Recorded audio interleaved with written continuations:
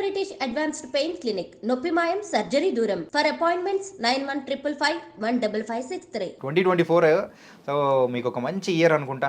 మీరు యాక్ట్ చేసిన 2 movies release అయ్యాయి. అవును, బిందాస్ ఇయర్. బిందాస్ ఇయరా? ఓకే. నా లక్, నా లైఫ్ టర్న్ అవ్వడం, నా లైఫ్ చాలా ముందుకు తీసుకెళ్ళిన ఇయర్ 2024 నా లైఫ్లో ఎప్పుడు మిగిలిపోద్ది. ఓకే. సో ఇంతకు మీ కెరియర్ వైజ్ స్పీడ్ పెరిగిందా? 100% డబుల్ డోస్. సో 50లో వెళ్తున్న బండి కాస్త 100 టాప్ గేర్ వేసిందా? అంతేగా. ఓకే. సో మరి లాస్ట్ ఇయర్ రిలీజ్ అయిన బహిర్భూమి అండ్ దాంతోపాటు కూడా ప్రణయ గోదావరి 2 మూవీస్లో కూడా మీరైతే యాక్ట్ చేశారు. అవునండి. నోయల్ ఫ్రెండ్గా కూడా యాక్ట్ చేశారు. అండ్ దాంతో నెక్స్ట్ వచ్చిన ప్రణయ గోదావరిలో కూడా అది కూడా పీరియాడిక్ టైంలో ఉన్న టైంలో అండ్ గోచి కట్టుకొని ఆ క్యారెక్టర్. సో ఏంటి ఆ కథ ఏంది, ఎట్లా ఒప్పుకున్నారు? అది మొత్తం అంటే త్రూ అవుట్ అలాగే ఉంటారు మీరు. విషయం ఏంటంటే 2023 డిసెంబరు నాకు కాల్ వచ్చింది నెల్లూరు నుంచి. రాంప్రసాద్ గారు, డైరెక్టర్ గారు, ఆయన ఫోన్ చేశారు. డైరెక్టర్ రాంప్రసాద్ గారు, డిఓపి ప్రవీణ్ కే కావాలని ఇద్దరు ఫోన్ చేశారు. ఇట్లా సునీల్, ఇట్లా మాకు ఫ్రెండ్ రోల్ కావాలి, నోయల్ గారి హీరో, అది ఇదని ఫోన్ చేశారు. Done, okay. అదే నేను లైన్గా కొంచెం లైన్ చెప్పారు, ఇలా ఉంటుంది సార్, ఇలా ఉంటుంది సార్. మనం ఏంది, ఏదైనా మంచి పాత్ర వస్తే మనం నిరూపించుకోవాలని ఆతృతతో ఉంటాం అనమాట. సో అలాంటి టైంలో నాకు వీళ్ళిద్దరూ కలిసి నాకు కాల్ చేయడం జరిగింది. అప్పుడు వెంటనే అయ్యో నోయల్ గారు ఖచ్చితంగా చేస్తానండి, భలేవారే అంటే నేను వెంటనే బండికి వెళ్ళాను. వెళ్ళిన తర్వాత నాకు ట్రీట్మెంట్ బాగా చేశారు. సో కథ చెప్పారు, లైన్ బై లైన్ వెళ్ళాము. సో ఎక్సలెంట్ స్టోరీ, బాగుంది. సో నోయల్ గారు కూడా చాలా రిసీవ్నెస్ కానీ, ఆయన మాతో కలిసిపోయే విధానం కానీ, ఎందుకంటే త్రూఅవుట్ ఉంటారనమాట. సో ఆయన చాలా హెల్దీగా ఉండింది సెట్లో కూడా.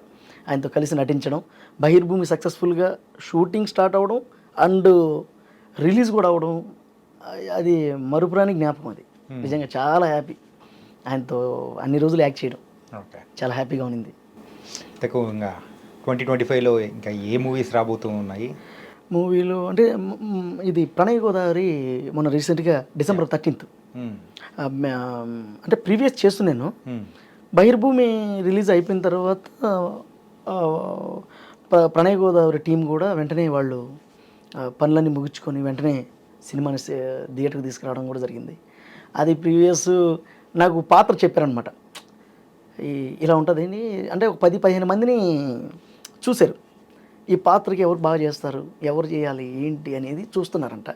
అదే టైంలో నాకు వేరే వాళ్ళ ద్వారా పాత్ర వచ్చింది, ప్రణయ గోదావరి.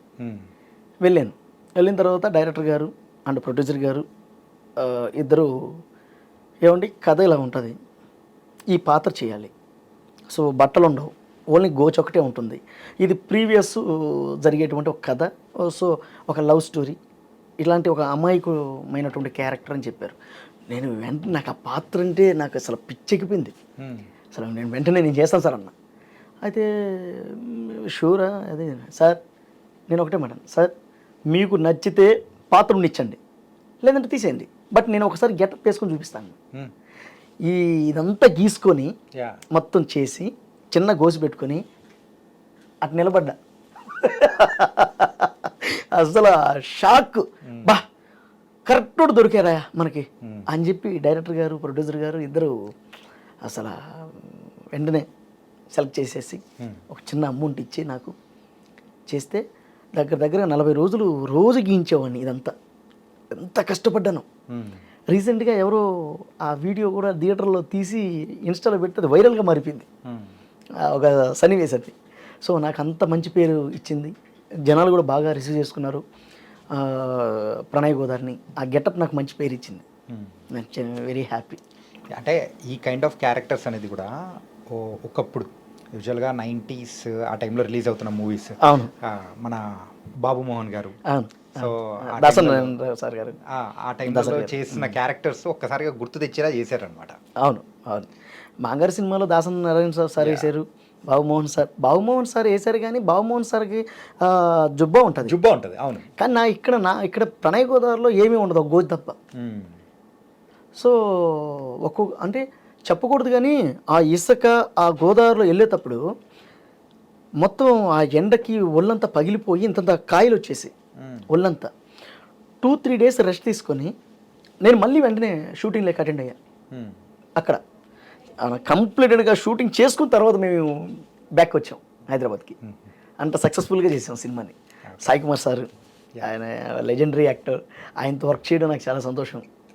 తట్టేసి బుద్ధి సార్ అసలు హ్యాపీ అండ్ హ్యాపీ.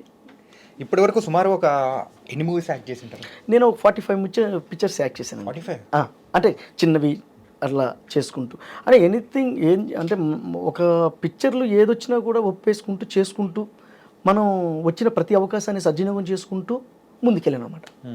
ప్రతి అది చిన్నదా పెద్దదా జస్ట్ అటు వచ్చిపోయే క్యారెక్టర్ని కూడా నేను వదలలేదు. ఈరోజు మీ ముందు కూర్చున్నానంటే బికాజ్ దాని వెనకాల చాలా కష్టం ఉంది. ప్రతి పాత్ర అన్న నువ్వు ఎంత ఇస్తావు సునీలు, మన దగ్గర కొంచెం అమౌంట్ తక్కువ సార్, అన్నం పెట్టండి సార్ చేద్దాం, అలాంటి చేసినవి చాలా ఉన్నాయి సార్. నువ్వు ఎంత సార్ సునీల్, ఒక 5,000 ఉంది ఇవ్వండి. డన్ సార్, ఇవ్వండి సార్. అయ్యో భలేవారి అవి తీసుకుని కూడా రెంట్ కట్టుకుంటూ జీవనోపాధిగా పెట్టుకుంటూ మళ్ళీ ఇంటికాడ మా మదర్ని చూసుకుంటూ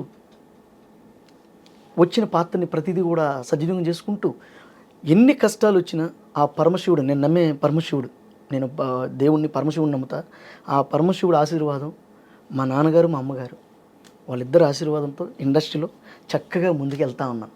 నాకు వచ్చిన కళారంగంలో వెళ్తున్నా. ఏంటి మీ బ్యాక్గ్రౌండ్ ఏంటి అసలు? యాక్చువల్గా అంటే ఏం అవసరం లేదు నాకు, సో అన్నం పెట్టండి చాలు అనే పరిస్థితి అంటే ఇది ఒక యాక్టింగ్ అంటే ఎంత పిచ్చి ఉంటే. అవును. సో అట్లాంటిది ఎవరు అనరు నిజంగా చెప్పాలంటే. నిజంగా అనరు. మరి మీరు MBA చదివి సో అట్లాంటిది క్యారెక్టర్స్ కోసం ఊరికి అన్నం పెట్టండి చాలు అనే పరిస్థితి అంటే ఏంటిది? కళారూపాలంటే బాగా ఇష్టం అండి. ఎందుకంటే దాని బ్యాక్ స్టోరీ ఏంటంటే మా ఫాదరు మదరు ఇద్దరు డ్రామా ఆర్టిస్టులే, మా తాతగారు డ్రామా ఆర్టిస్టులే. సో మా ఫ్యామిలీ పరంగా డ్రామా ఆర్టిస్టులు అవడం వల్ల ఇంట్లోనే ఇప్పుడు డాక్టర్ కొడుకు డాక్టర్ అయినట్టు, లాయర్ కొడుకు లాయర్ అయినట్టు అట్లా ఏంటంటే ఒక యాక్టర్ కొడుకు యాక్టర్ అయిపోయాడు. ఏంటంటే అలా ఎందుకు అవ్వాల్సి వస్తుందండి, చిన్నతనం నుంచి మనం వాళ్ళని చూస్తూ ఉంటాం. చిన్నతనం నుంచి నాన్నగారు ఏం చేస్తున్నారు, అమ్మగారు ఏం చేస్తున్నారు, ఆ నడవడికతోనే మనం లైఫ్ స్టార్ట్ అవుతుంది. సో మా ఇంట్లో ఏంటంటే మా ఫాదరు మదరు ఇద్దరు డ్రామా ఆర్టిస్టులు అవడం వల్ల వాళ్ళు వేసేటువంటి ఆ పాత్రలు, నాన్నగారు మాయిల్ ఫకీర్ అని బాలనాగమ్మ నాటకంలో ప్రసిద్ధి, మాయిల్ ఫకీర్ ఎస్వి రంగారావు గారు వేసిన పాత్ర స్టేజ్ల మీద నాన్నగారు చేసేవాళ్ళు.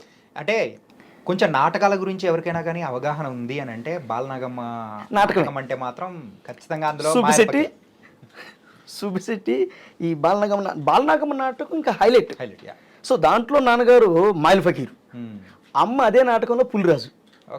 పులిరాజు అది ఇద్దరు కూడా డ్రామా ఆర్టిస్టులు అవడం వల్ల చిన్నప్పటి నుంచి మేము కూడా ఆడికి వెళ్ళడం, ఆ డ్రామాలు చూడటం, అంటే ఊహించుకుంటాం. ఇప్పుడు మన చంద్రముఖి సినిమాలో గంగ చంద్రముఖిగా మారింది అంటారు కదా, ఇప్పుడు మీరు కూడా సునీల్ నుంచి ఎలా మారారా?